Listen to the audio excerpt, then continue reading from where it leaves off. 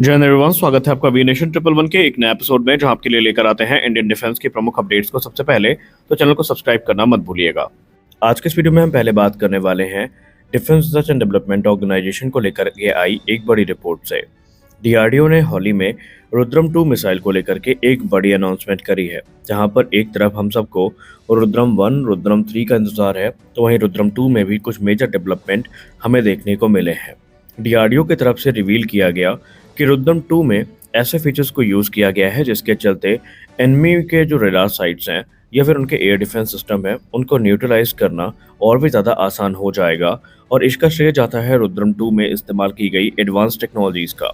अगर हम सोर्सेज की बात माने तो इस मिसाइल का जो इनोवेटिव डुअल सीकर वेरिएंट है, ये इस मिसाइल को अलाउ करता है कि ये लॉन्ग रेंज पर ऑपरेट हो रहे रेडार सिस्टम को यहाँ पर लॉक कर सकती है, और उसके अलावा ये सीमलेसली जो इंफ्रारेड सिग्नेचर है उसको लॉक कर कर आगे भी बढ़ सकती है, जिसका सीधा मतलब ये है कि कोई भी एनिमी एसेट जिसको रुद्रम 2 से टारगेट किया जाने का उद्देश्य है वो अनडिटेक्टेड नहीं जा सकता, उसका तबाह होना निश्चित है। रुद्रम 2 की बात करें तो इसको defence research and development organisation की तरफ से विकसित किया जा रहा है, और ये रुद्रम फैमिली में एक नेक्स्ट एवोल्यूशन के तौर पर देखी जा रही है। ये एंटी रेडिएशन मिसाइल रुद्रम 1 की सक्सेस पर बनाई गई है। ये एक सुपरसोनिक वेपन सिस्टम होने वाला है जो कि स्टैंड ऑफ कैपेबिलिटी ऑफर करेगा। कुछ रिपोर्ट तो ये भी कहती हैं कि ये हाइपरसोनिक स्पीड तक जा सकती है, जहां पर इसकी टॉप स्पीड मैक 5.5 तक होने वाली है। ये 200 किलोग्राम तक का जो वॉरहेड है वो कैरी करने में सक्षम होगा। अब जो ट्रायल्स हैं ये ऑलरेडी 2024 में ही शुरू हो गए हैं, और इसके लिए एक मॉडिफाइड या यूँ कह लें 2 मॉडिफाइड सुखोई 30 MKI जेट्स का यूज़ किया जा रहा है, जहां पर ऑलरेडी इस मिसाइल सिस्टम का सीमलेस इंटीग्रेशन हम सब ने फाइटर जेट के साथ देखा है। सिर्फ यही नहीं, बल्कि भारतीय वायुसेना और डीआरडीओ के प्लान काफ़ी बड़े हैं, जहां पर इस मिसाइल सिस्टम को तेजस मार्क 1A, जैगुआर डैरन 3, इसके अलावा जो राफेल जेट्स हैं इनमें भी इंटीग्रेट करने की जो कवायद है इसकी शुरुआत करी गई है। वो चीज़ जो कि रुद्रम 2 को दूसरे मिसाइल से अलग करती है वो है इसका डुअल सीकर कॉन्फ़िगरेशन। यहाँ पर प्राइमरी जो पैसिव रडार होमिंग सीकर है वो हमें देखने को मिलता है, जो कि एक्टिव एमिशंस को टारगेट करता है। वहीं सेकेंडरी जो इमेजिंग इंफ्रारेड सीकर है ये हमें थर्मल डिटेक्शन में मदद करता है। यानी एक बार को मान लीजिए कि अगर वो पैसिव डिटेक्शन ना हो पाया तो जो आईआर सीकर है या इमेजिंग इंफ्रारेड सीकर है, इसकी सहायता से हम जो एनिमी टारगेट हैं उनको डिस्ट्रॉय कर सकते हैं। इस पर बात करते हुए डीआरडीओ के वैज्ञानिकों ने मीडिया से बताया कि एनिमी की जो टैक्टिक होती है उनको हर प्रकार से डिटेक्ट करने और न्यूट्रलाइज करने के उद्देश्य से ही इस मिसाइल का निर्माण किया गया है। यहाँ पर जो एनिमी के आमतौर पर रेडार या मोबाइल डिफेंस सिस्टम होते हैं ये ट्रक पे माउंटेड होते हैं, जिनको एक लोकेशन से दूसरी लोकेशन तक मूव करना आसान होता है। लेकिन रुद्रम 2 की ये जो डुअल सीकर कॉन्फ़िगरेशन है इसके चलते उनका इससे बच पाना लगभग इम्पॉसिबल होने वाला है। उन्होंने कहा कि अगर कोई इलेक्ट्रोमैग्नेटिक एमिशन हमें नहीं देखने को मिलता भी है तब हम तुरंत इस मिसाइल को इमेजिंग इंफ्रारेड सीकर मोड पर एक्टिवेट करेंगे, और ये एक लार्ज एरिया को स्कैन करेगा और हीट सिग्नेचर्स को देखेगा। स्पेशली जो एलिवेटेड थर्मल आउटपुट होते हैं, खासकर जो लार्ज ट्रक इंजन के वजह से होते हैं या फिर जो मोबाइल रडार सिस्टम की वजह से होते हैं, उनको ये डिटेक्ट करके तुरंत उन पर अटैक करने की कैपेबिलिटी हमको प्रदान करेगा। और इसलिए रुद्रम 3 या रुद्रम 2 मिसाइल को जो suppression of enemy air defence है यानी सीड मिशन है या डेड मिशन है, उसके लिए काफ़ी आदर्श वेपन प्लेटफॉर्म के तौर पर देखा जा रहा है। यहाँ पर टारगेट ये किया जा रहा है कि इस ऑपरेशन सिंदूर और बालाकोट स्ट्राइक जैसी जो घटनाएं हुई हैं उसके बाद भारतीय वायुसेना को और भी ज़्यादा जो एडवांस कैपेबिलिटी है उससे इक्विप किया जा सके। हालांकि कैपेबिलिटी की जब हम बात करते हैं तो हमें ये पता होना चाहिए कि अभी भी हमारे पास स्टैंड ऑफ अटैक करने की कैपेबिलिटी है, लेकिन अब हमें हाइपरसोनिक वेपनरी पर स्विच करने का क्योंकि टारगेट रख लिया है, तो उसी क्रम में जो रुद्रम परिवार की मिसाइल हैं ये काफ़ी महत्वपूर्ण भूमिका निभाएंगी।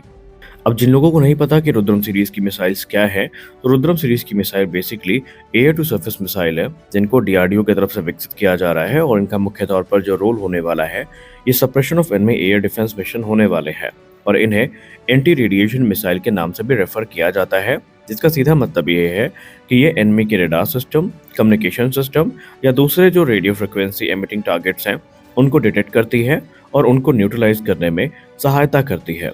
और इससे जो एनिमी के एयर डिफेंस सिस्टम है उनको हम पूरी तरीके से निष्क्रिय कर सकते हैं। इस सीरीज में हमें क्रमशः 3 मिसाइल देखने को मिलती हैं। सबसे पहली सीरीज की मिसाइल है रुद्रम 1, जिसको एनजी आर्म के नाम से भी जाना जाता है। यानी कि next generation anti radiation missile, जिसका पर्पस ये है कि एनिमी के एयर डिफेंस सिस्टम, स्पेशली जो रेडार और कम्युनिकेशन साइट्स हैं, उनको डिस्ट्रॉय कर सकती है। इस समय इंडियन एयरफोर्स का सुखोई 30 MKI वो प्राइमरी प्लेटफॉर्म है जो इस मिसाइल को कैरी करने में सक्षम है, लेकिन मिग 29 यूपीजी, डसाल्ट मिराज 2000 और तेजस और राफेल जैसे प्लेटफॉर्म्स को भी ये मिसाइल मिल रही है या मिलने वाली है। रेंज की बात करें तो इसकी रेंज 150 से 250 किलोमीटर के बीच में होती है। डिपेंड करता है कि किस एल्टीट्यूड और कंडीशन में ये लॉन्च करी गई है। और इसकी जो टॉप स्पीड है ये मैक 2 की है, यानी ये सुपरसोनिक कैपेबल मिसाइल होने वाली है। वहीं अगर हम बात करें तो रुद्रम 2 जो कि इस सीरीज की दूसरी मिसाइल है, जैसा जिसके बारे में अभी हमने बात करी, तो ये भी टिपिकली एक एयर टू सरफेस मिसाइल है जो कि एंटी रेडिएशन और ग्राउंड अटैक वेरिएंट दोनों में देखने को मिलेगी।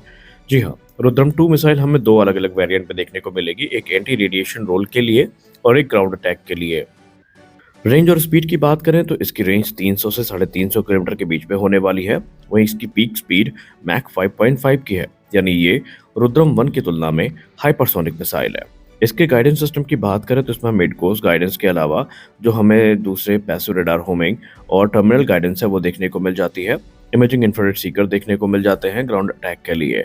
स्टेटस की बात करें तो इसे ऑलरेडी सुखोई 30 MKI से मई 2024 में फ्लाइट टेस्ट किया जा चुका है और ये 2026 से 27 के बीच में सर्विस में एंटर करने वाली है। इस क्रम में सबसे अंतिम मिसाइल जो है वो है रुद्रम 3 और ये मिसाइल सबसे ज़्यादा इस समय कह सकते हैं कि सुर्खियां बटोर रही है, क्योंकि रुद्रम परिवार की सबसे ताकतवर मिसाइल होने के नाते इस पर बात भी सबसे ज़्यादा हो रही है। बेसिकली ये एक एडवांस लॉन्ग रेंज के एयर लॉन्च मिसाइल है जो कि प्राइमरली एंटी रेडिएशन मिसाइल की भूमिका निभाएगी, लेकिन इसके पास मल्टी रोल कैपेबिलिटी होने वाली है। रेंज और स्पीड की बात करें तो इसकी रेंज 550 किलोमीटर तक होने वाली है और ये भी एक हाइपरसोनिक मिसाइल होगी जो कि मैक 5 की स्पीड को क्रॉस करने में सक्षम होगी। अब इंजन की बात करें तो इसमें हमें सॉलिड फ्यूल रैमजेट इंजन देखने को मिलेगा जो कि इसको हाइपरसोनिक स्पीड अचीव करने में मदद करेगा। वॉरहेड की बात करें तो यह मॉडुलर डिजाइन को एकोमोडेट करती है, जहां पर ये अलग अलग वॉरहेड जिसमें एंटी रेडिएशन हाई एक्सप्लोजिव जो वॉरहेड्स हैं उनको एकोमोडेट कर सकती है, यानी कि रेडार साइट, कम्युनिकेशन साइट तो डिस्ट्रॉय हो ही सकते हैं, लेकिन हार्डन बंकर्स जो हैं एनिमी के या एयरक्राफ्ट हैंगर्स हैं उनको भी ये अपना निशाना बनाने में सक्षम होगी। स्टेटस की बात करें तो ये अभी अंडर डेवलपमेंट है और इस समय इसके डेवलपमेंट प्रोसेस को एक्सेलरेट करने पर काम किया जा रहा है और नियर फ्यूचर में इसके जो कैप्टिव फ्लाइट ट्रायल्स हैं ये एक्सपेक्ट किए जा रहे हैं। अब एक र्यूमर्ड मिसाइल जिस पर काम चल रहा है उसको रुद्रम 4 नाम दिया गया है, जो कि एक लॉन्ग रेंज का स्टैंड ऑफ वेपन होने वाला है। रेंज और स्पीड की बात करें तो अभी तक जो चीज़ें सामने निकल के आई हैं उसमें यह दावा किया गया है कि ये मिसाइल 1000 से 1500 किलोमीटर तक की दूरी में ट्रैवल करने में सक्षम होगी। हालांकि ये सबसोनिक से सुपरसोनिक मिसाइल के तौर पर ट्रैवल करने में सक्षम होगी। हालांकि इस करंट स्टेटस की बात की जाए तो ये अपने डेवलपमेंट के अभी इनिशियल स्टेजेस में है और क्योंकि इसको 2023 में ही एक्सेप्टेंस ऑफ नेसेसिटी ग्रांट कर दी गई है, तो देखना यह है कि कोई मेजर डेवलपमेंट कब देखने को मिलता है। इस वीडियो में बस इतना ही, मिलते हैं अगले वीडियो में, तब तक के लिए जय हिंद।